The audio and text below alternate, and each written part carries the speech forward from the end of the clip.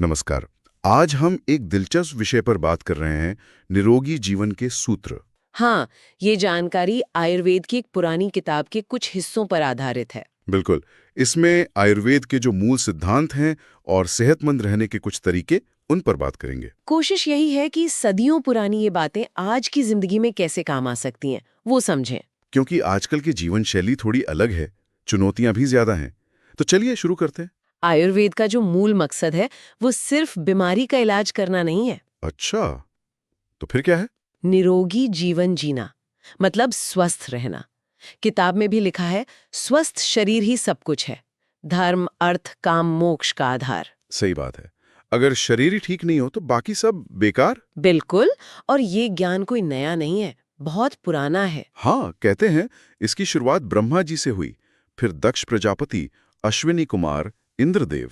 और फिर ऋषियों तक पहुंचा, जैसे आत्रेय, चरक, सुश्रुत, वाग्भट। वाग्भट ऋषि का जो ग्रंथ है अष्टांग हृदयम, उसमें करीब 7,000 सूत्र हैं। हाँ, और उसे निरोगी जीवन का एक तरह से आधार माना जाता है। ये ज्ञान ऐसे ही पीढ़ी दर पीढ़ी आगे बढ़ा। लेकिन आज की जो हालत है, स्रोत कुछ चिंता वाली बातें भी बताते हैं। जैसे भारत में स्वास्थ्य की स्थिति, बड़ी आबादी बीमार है, डॉक्टर कम है, इलाज महंगा है। यहीं पर वो राजीव भाई के स्वदेशी चिकित्सा वाले विचार का जिक्र आता है। हाँ, उनका नजरिया था कि इलाज ऐसा हो जो सस्ता हो, टिकाऊ हो, साइड इफेक्ट ना हो और लोग खुद अपनी देखभाल कर सकें।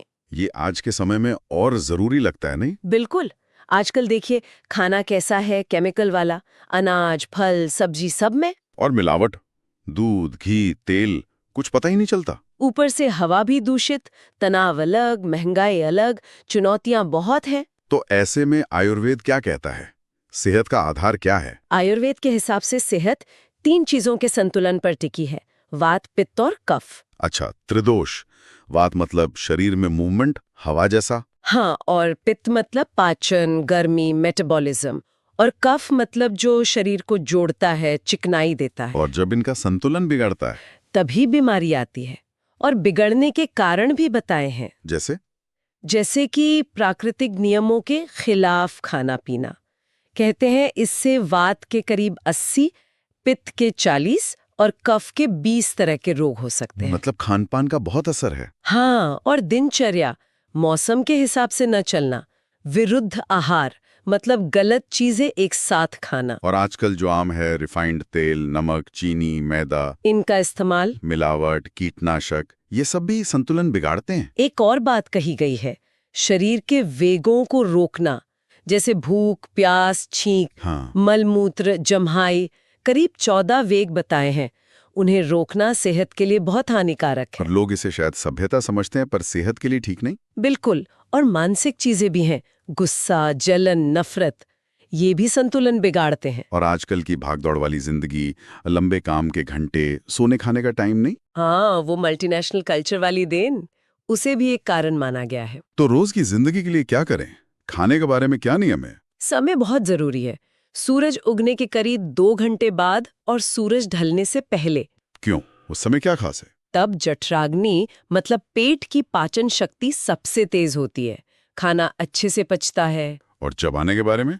हाँ, बहुत जरूरी।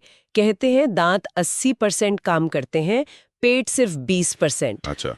ठीक से चबाएंगे तो लार अच्छे से मिलेगी, पाचन आसान होगा, कब्ज और आंतों की दिक्कतें कम होगी। उपवास का भी जिक्र है शायद। हाँ, खासकर बारिश के मौसम में पेट साफ रहता है, बुरे बैक्टीरिया कम होते हैं। खाना पकाने के तरीके पर भी कुछ कहा गया? हाँ, प्रेशर कुकर को लेकर थोड़ी चिंता जताई गई है। क्यों?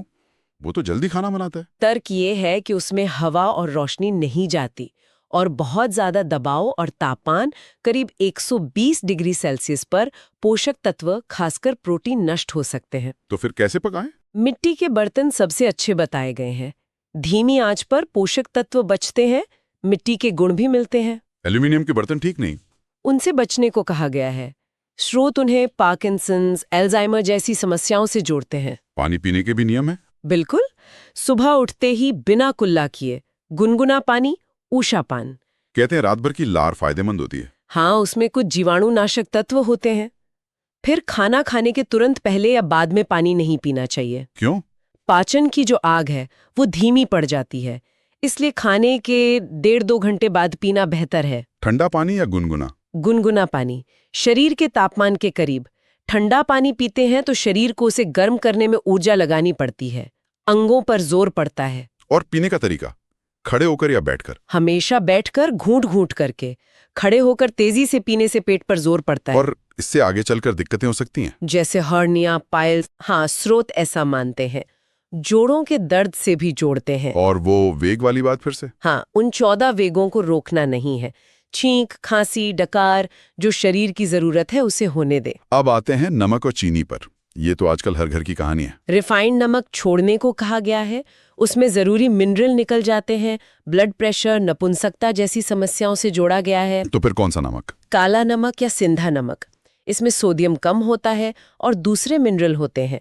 विषनाशक भी मानते हैं। थायराइड, लकवा, मिर्गी से बचाव में मदद मिल सकती है। और चीनी? सफेद जहर कहते हैं कुछ लोग। आयुर्वेद के नजरिए से चीनी शरीर में एसिड बनाती है, खून गाढ़ा कर सकती है, कोलेस्ट्रॉल बढ़ा सकती है। और उसमें सल्फर होता है प्रोसेसिंग की वजह से। हाँ, वो भी हानिकारक है। और खाने के बाद मीठा खाने से पाचन धीमा हो जाता है। तो मतलब बहुत सारी छोटी छोटी बातें हैं जिन पर ध्यान देना है। बिल्कुल। ये निरोगी जीवन के सूत्र यही याद दिलाते हैं कि सेहत का रास्ता अक्सर बहुत सीधा साधा है।